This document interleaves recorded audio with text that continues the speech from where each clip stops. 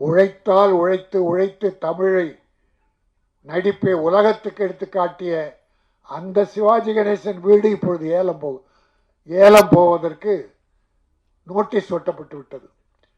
கோர்ட்டிலிருந்து order வந்துவிட்டது. இந்த சினிமாவில் ஒற்றுமை இருந்தால் அது யாரோ பேர பிள்ளையோ பிள்ளைகள் இருக்காது. பேர பிள்ளை ஏதோ படம் எடுத்தாரு, 3 கோடி கடன் வாங்கியிருக்காரு. 3 கோடி கடன், படம் ரிலீஸ் ஆகலை, பணத்தை திருப்பி கொடுக்கல, வட்டி ஏறி ஏறி அது 9 கோடிக்கு மேலே போயிருக்கு.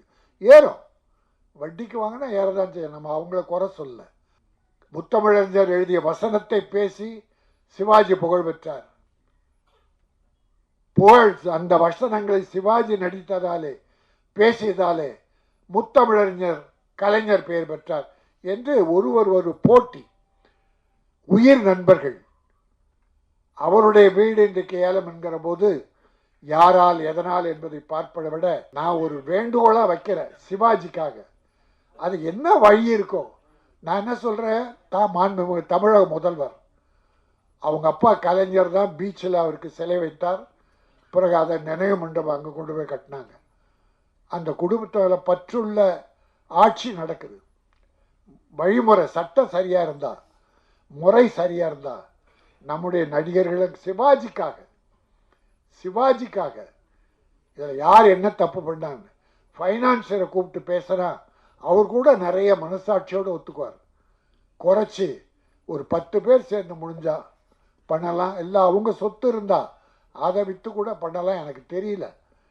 வேண்டுகோள், முடிந்தா யாரால் முடியுமோ அவர்களாம் உதவி பண்ணுங்க.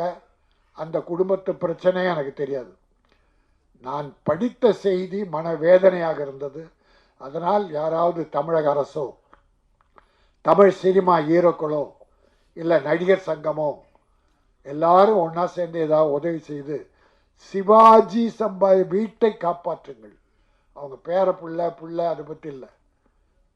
பிரபு கூட நல்லா தான் இருக்கார், நிறைய படம் பண்ணிட்டு இருக்கார். அவர் ஒரு வேண்டுகோள் வச்சா கமலஹாசன் பண்ணலாம். அந்த குடும்பத்து மேலே அவ்வளோ பாசம் உள்ளவர். நடிகர் திலகத்தின் காலடியிலே கிடப்பார். ஒய்ஜி மகேந்திரனும் கமலஹாசனும், சூப்பர் ஸ்டார் ரஜினிகாந்த் சாரும், மற்ற விஜய், அஜித் எல்லாரும் சேர்ந்தா கூட காப்பாற்றிடலாம். எனக்கு என்ன வழின்னு தெரியல, என்ன சொல்றதுன்னு தெரியல. ஒன்று வேண்டுகோளா இதை வைக்கிறேன். யார் மேலேயும் நான் குறை சொல்ல வரல.